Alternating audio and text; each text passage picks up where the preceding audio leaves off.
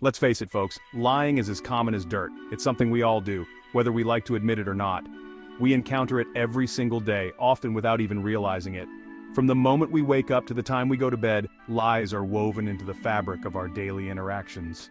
From the little white lies we tell to spare someone's feelings to the larger deceptions that can have serious consequences, lying is a pervasive part of the human experience.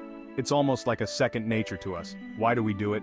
The reasons are as varied as the lies themselves. Sometimes it's about self-preservation. Sometimes we lie to protect ourselves, to avoid punishment or confrontation. It's a defense mechanism that kicks in when we feel threatened. Other times we lie to gain an advantage, to get ahead in life or in love. It's a strategic move, a calculated risk we take to achieve our goals.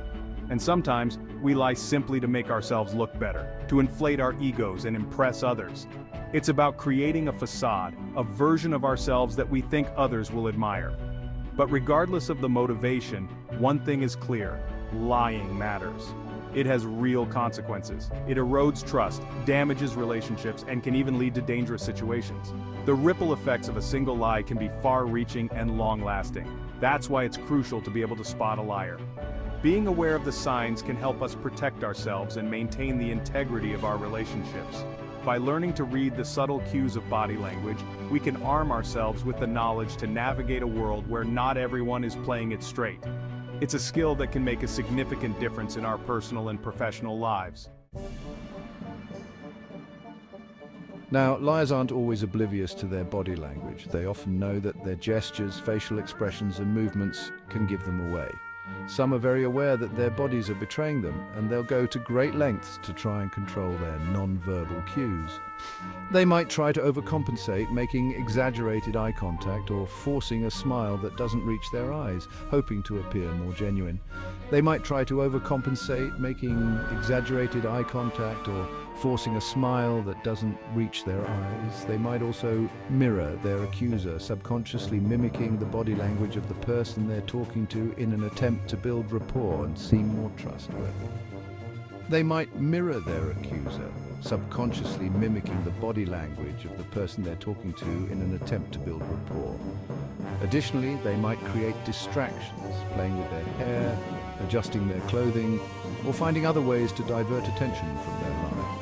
They might create distractions, playing with their hair, adjusting their clothing, or finding other ways to distract from their lie.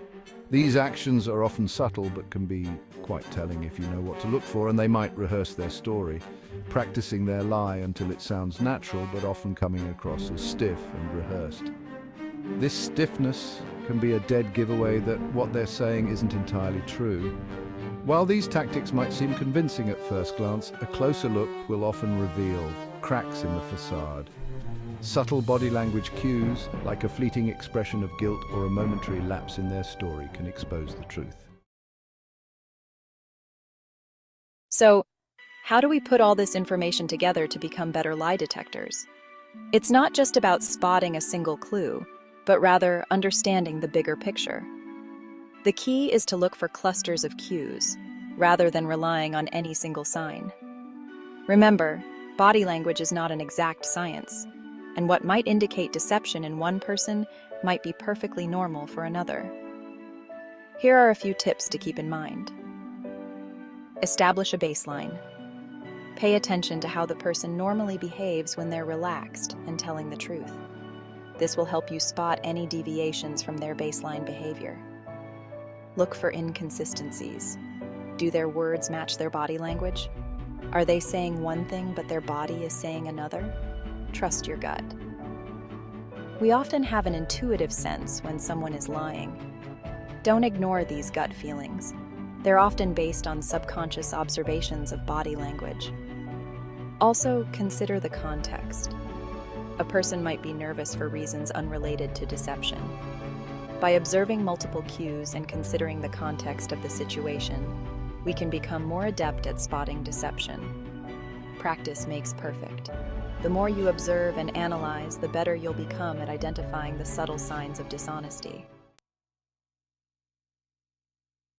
Now, before we all go around accusing each other of lying, it's important to consider the ethical implications of trying to detect deception. Just because we can spot a lie doesn't mean we always should. There are times when it's important to give people the benefit of the doubt, and there are times when it's simply none of our business. It's also crucial to remember that body language is not foolproof. What we might interpret as a sign of deception could be nothing more than nervousness, anxiety, or cultural differences in communication. It's essential to avoid jumping to conclusions and to always consider alternative explanations for someone's behavior. Body language can be a powerful tool for spotting liars, but it's not a magic wand. It's crucial to remember that body language alone cannot definitively prove whether someone is lying or telling the truth. There are many other factors that can influence a person's behavior, and it's important to consider the context of the situation before drawing any conclusions. For example, someone who is nervous or anxious might exhibit some of the same body language cues as someone who is lying. Similarly, cultural differences can also play a role in how people express themselves non-verbally. To accurately interpret body language, we need to consider the context in which it occurs. This means paying attention to the environment, the relationship between the individuals involved, and the specific circumstances surrounding the interaction. For instance, a person who avoids eye contact might be lying, but they could also be shy, intimidated, or simply from a culture where direct eye contact is considered disrespectful. Similarly, someone who fidgets during a conversation might be deceptive, or they might just be uncomfortable or have a lot of nervous energy. Our intuition can be a valuable tool in detecting deception. If something feels off or doesn't seem right, it's important to pay attention to those gut feelings. However, it's crucial to remember that intuition alone is not enough. We need to verify our suspicions by looking for corroborating evidence and considering alternative explanations.